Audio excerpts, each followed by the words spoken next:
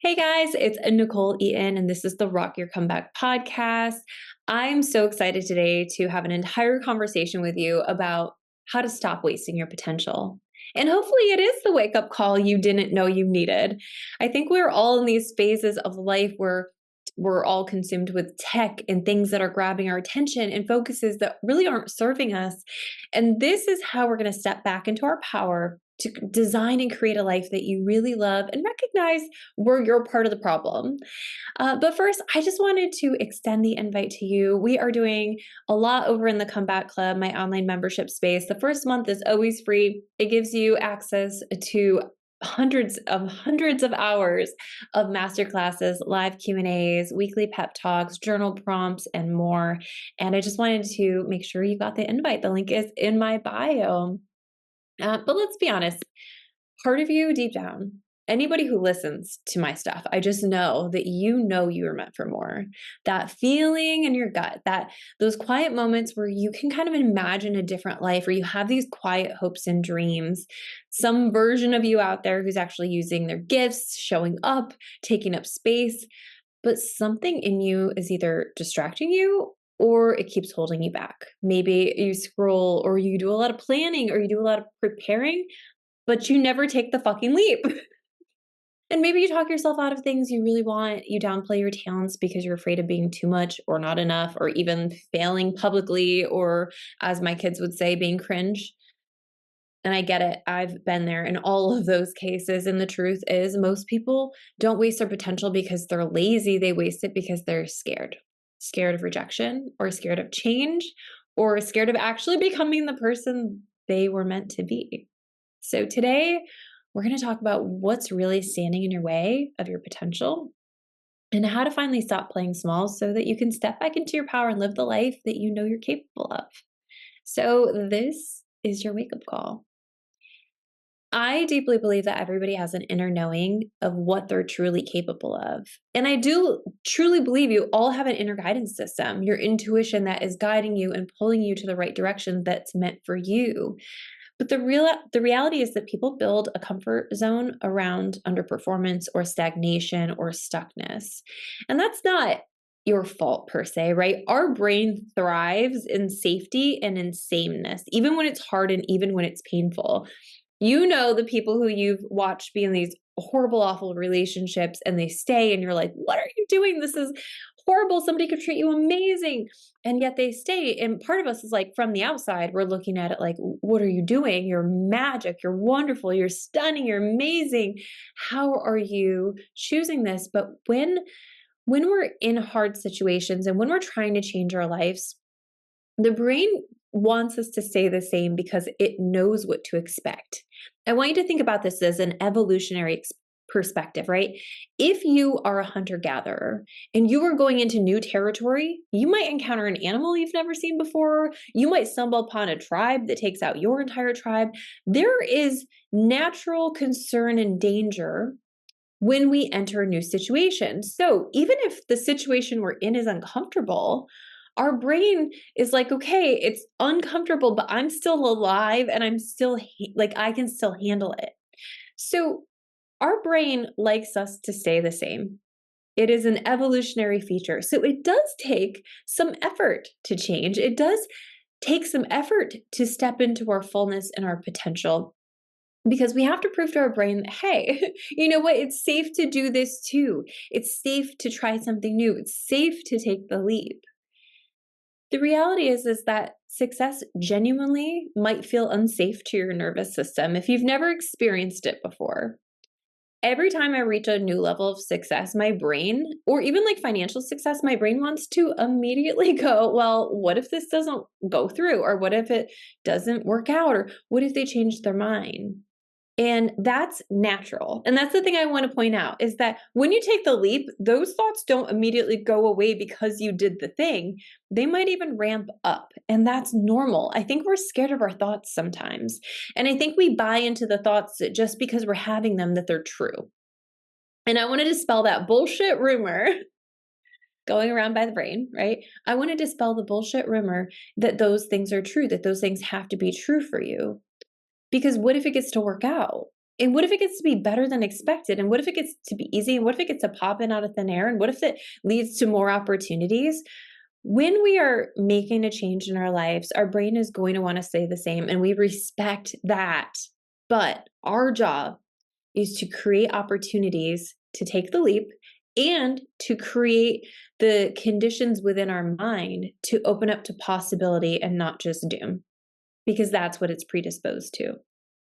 So every time, even I do this for a living. Every time I just actually had a different, went kind of up a level in my life, in my financial life, in my career. And part of me was like, okay, well, what if this, backs out, or what if this ball drops? And I had to sit with myself and be like, you know what? This gets to work. It gets to work, and it gets to be safe, and I get to learn a lot about how to do this new area of my career, and how to navigate this. And I'm so grateful I have the support. And so we need the self-talk. We need the self-talk when we're making the change, or the fear talk will take over. I want you to think about, in your life, what is one area where maybe you've been pretending to be content when deep down you're really not? What is an area that you see more for yourself, but you're not really sure how to go about it? When we're talking about our potential, I think of it as like a personal growth thing, but this might be up leveling your career, or changing your career completely. This might be up leveling a friend circle, or changing it completely. This might be up leveling a relationship, or where you live. Whatever that inner nudge is calling you to go to, wherever that inner nudge is asking for you to visit, this is a sign. Like, there's no mistake.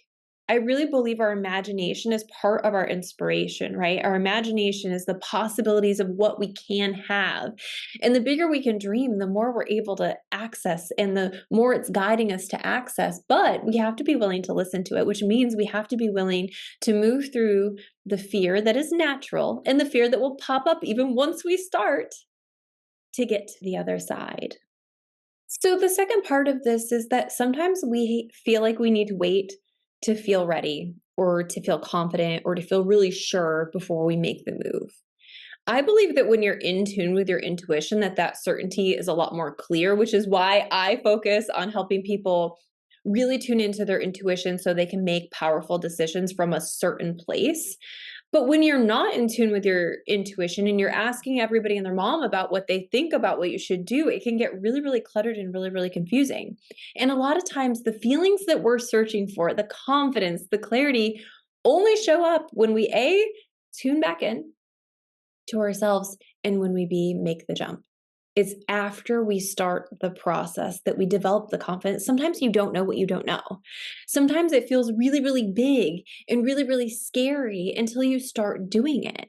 And sometimes the reality is if something's scaring you, but you want it, you have to learn more about it. You have to study. You have to do your homework. We are in school. This is calculus, this thing that you want, and you get to learn how to do it, how to play the game. If you want to start a business, but you're like, I don't know anything about business, that is the place to start. I had a client I was working with, and she kept saying, I'm afraid of success. And when we got down to the root of it, she was afraid of how to handle money, because she had never seen anybody in her life handle money in an efficient way, in a way that was healthy. And so we did some work on financial literacy. And so we can find a lot of opportunities to learn about what we're scared of and make the leap, because I believe that learning about it is part of making the leap, right? But there is a myth that you have to be ready to make progress in your life. And the reality is that we can start to make slow progress. Our brain loves progress. It loves to feel like we're moving forward. And so anything we can move towards our goal, any tiny thing we can do, is going to help shape and take you into the next level. Now, there is self-sabotage, right? Is that once we start to do something, we either fear ourselves out of it, or we spend so long in preparation or perfectionism. I had a client who would redo the same course outline like 20 different times, and then every time we talked, it was like a different one, and we kind of got down to the core of it of like, okay, so perfectionism and having to have it be perfect is your fear sabotaging you. This is not reality, that it needs to be perfect. I'm a big person of like, put it out before you're ready. Sometimes put it out before you even create it. Give yourself the opportunity to build it as you go. Nobody is expecting you to be 100% perfect. They are expecting you to be real, and are expecting you to bring your knowledge or your expertise or whatever it is to the table. But when we feel like we need so much preparation, it's usually because we're really scared. And again, we can rectify some of that by learning more about whatever it is we're trying to do. There is an emotional payoff, by the way, to staying small. We were talking about the brain rewarding sameness, but there is an emotional payoff to also staying small. You can't fail if you don't try. I'm going to tell you a quick story. A couple of years ago, I was trying really, really hard to have a certain achievement in my life. Very, very hard. I invested a lot of money. I worked very hard at this, and it didn't work out. And it didn't work out the way I planned. It doesn't mean it didn't work out at all, but it didn't work out the way I planned or thought it would or wanted it to. And for a while, I was like, man, I don't even know what I'm supposed to be doing. And so I went through probably a good 6-month stretch of like, am I meant to even be doing this work? Like, what is this supposed to look like? I thought I was going here, but I'm still here.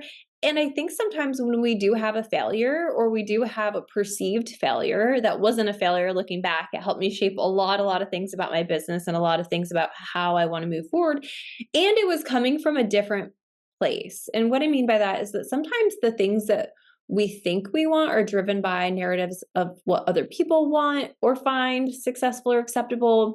They're driven by performance of like, we want people to view us in a certain way, and not always authenticity. And so that was like, for me, that was a good mix, right? It was something I really, really wanted, but it was also something that I wanted for different reasons.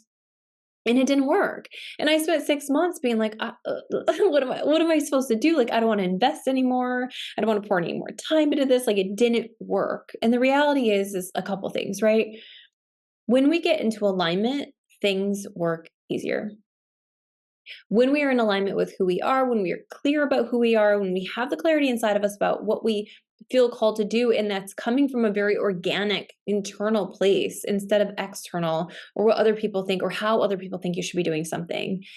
That's where things get really messy, is when we start listening to everybody else and we're like, well, we tried and it didn't work, but did you try somebody else's method and somebody else's way? Did it feel right while you were doing it? If the answer was, I don't know, then it's okay that it didn't work and we get to try again. Using your rejection or failures as course corrections rather than a space to give up is the most important part about like not wasting your potential, right? Because just because something didn't work doesn't mean it can't work in the future. Just because something didn't work doesn't mean you didn't learn one of the most valuable things you'll ever learn in your life and how it will transport you to success in the future. I'm in a very lucky season of my life. I'm in a very blessed season of my life. And it wouldn't exist without that season of my life. Like, if I gave up entirely, I would not be where I am. I want you to hang in there. And I want you to just remind yourself, you don't need to be completely ready, but you do need to be willing. You do need to be willing to take one step forward. You don't need to be completely ready, but leaping is good. Action is good. You can spend a ton of time in your mindset, and you can spend a ton of time manifesting and a ton of time meditating and a ton of time doing things, but make sure that your energy and alignment are where they need to be in order for you to be successful. And one of the most important things I want to talk about in regarding to this is wasting time and wasting energy. And we waste so much time and so much energy on focusing on things that do not serve us, focusing on toxic people or relationships, focusing on situations that are outside of our control in this present moment in time, focusing on the news and all of the chaos happening in the world. And not to say there's not a time and place for that, but ultimately, if you're building your life, if you're building your dream life and you are being taken out by outside forces and pouring a ton of energy into something that you can't resolve today, then you're wasting your energy. You're wasting your energy people pleasing. You're wasting your energy over giving. When you overgive, when you overcommit your life to everything else around you, you drain your capacity for growth. Now, I will say the caveat to that is like, there's a time and place.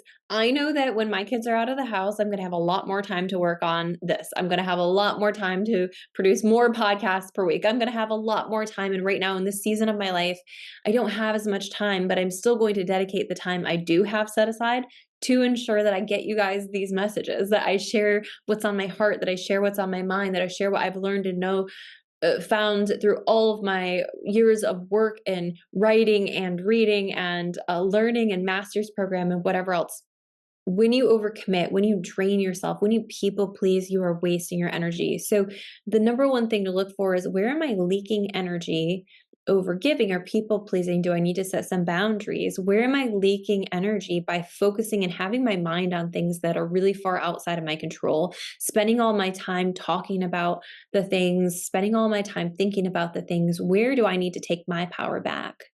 And the last part of that is that a lot of times we're spending a fuck ton of time on our phones, on social media, on Netflix, we're wasting so much time. And I'm all for rest, but there is a difference between rest and a Netflix binge.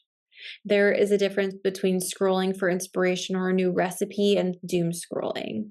There is a difference between only connecting through people through texts on your phone or connecting with people in real life. And so this is where I want you to reclaim your day, your time, your energy of, where is it going? Where is it leaking? Where am I letting it go where it doesn't feel good? Where it doesn't get me where I want to go? And how do I reclaim that? How do I take that back for myself, for my future, and for my potential? You can't build potential. Oh my gosh, the numbers are insane, you guys. If you spend, I believe it was 4 hours, let me do the math real quick. Okay, 4 hours a day on your phone equates to 61 full days out of your year. So when we are spending time on Netflix, on our phones, on social media, 4 hours of anything you're doing on your phone adds up to 61 days a year. So this is about reclaiming your time. This is about putting your time into something that makes you feel really good, that you're proud of.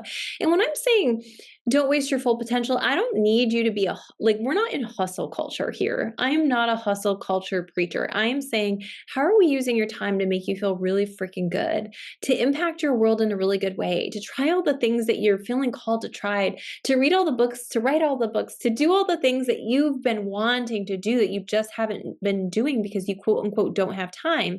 But where's your time and your energy being leaked? And that's the question. Where's your time going? And what would you rather be doing with your time if it's going in a place that you don't like? And lastly, I believe to reach your full potential, you need to reclaim your time, first of all, but you need alignment, energy, and belief.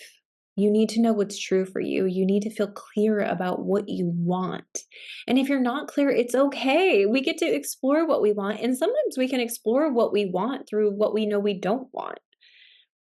That's actually one of my favorite ways to get clear, is say, okay, well, I don't know what I want, but I know I don't want this. You might know that about a job, right? You might know that you're not sure what you want, but you don't want a boss who's breathing down your neck every day. You don't want a coworker who's super negative. You maybe don't know what you want, but you know that you would rather work in a group than alone, or vice versa. We can get a lot of clarity through contrast. I actually believe that getting in alignment and expanding and going after goals doesn't have to be hustle, and it doesn't have to be a lot of work. It can be fun, and it can be easy, and it can be playful. And that's my favorite part, right? Is that when we're clear, I believe that things just kind of fall into your lap. I have this thing in my comeback club where we talk about out of thin air, things that just come in out of thin air. And that's the cool part, is that your life can change in an instant when you're sure of what you want and when your mindset is directed towards that. Now, if your mind is filled up about all the things that aren't working in your life, you're going to probably see more of that, because our brain looks for what we tell it to. So when we start to open up to the idea of expansion, it doesn't have to be that we're hustling and hustling. Sure, action's part of that, but it also can simply be the process of being willing to believe in more for yourself. It could be finding clarity. It could be connecting back in with the universe or God or whatever you personally believe in. It could be working on your mindset to have and build the confidence that you need to make a leap. It can be figuring out your alignment and learning to listen to your intuition, which is why I love helping people learn to listen to their intuition, because I believe that when you trust yourself, when you can hear yourself speak, when you can trust and know and honor what your gut is telling you can make really powerful, easy decisions. When you're clear about what you want, you can make powerful, easy decisions. It's when we're muddled, it's when we don't trust ourselves that we get confused and we don't make those decisions.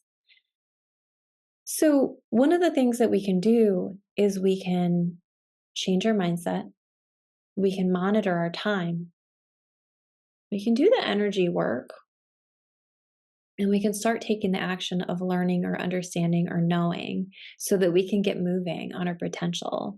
I don't want you to get to the end of your life and think about the person you could have been. God, that sounds like my worst nightmare. Like getting to the end of my life and being like, man, I could have been a lot of things, but I wasted 4 hours a day doing absolutely nothing and added up to 61 days out of each year. Make something of yourself. Go out and fucking get what you want out of life. This is yours to design and create, and nobody's going to do it for you. We are not kindergartners. We don't have help and like our hands being held. We have to be willing to do it ourselves, and we have to be willing to call ourselves out on our bullshit. We have to be willing to say, "Hey, you're wasting time and you have so much in you and you can feel that calling and that nudge, so you have to be willing to go after it." Nobody's going to do that for you. You're worth that. Your life is worth that. And sure, staying the same is going to feel fine. You're fine. You can do it. But at some point that intuition is going to knock louder and louder until you can't take it anymore. And that's, my friends, is usually what we call them in life crisis. Right? When you look around, you're like, I didn't make any of these changes, and your intuition's screaming at you to do something new. So this is your sign to stop wasting your potential. The world has been waiting for the gifts that you were inherently given, that only you have to bring into this world. And it's up to you to birth them into existence. It's up to you to learn the things you need to learn. It's up to you to stop being scared of your life and go get it. It's time. And if you need a little help, I have a couple spots for one-on-ones in December. I love teaching you how to trust yourself. I love teaching you how to build confidence and magnetism and manifest and create a life that you are so freaking excited for. And if you want to join the Comeback Club, free access all through November and December. I love you guys. As always, it's helpful for me if you share this episode, if you liked it. And I'm cheering you on every step of the way. Catch you next week.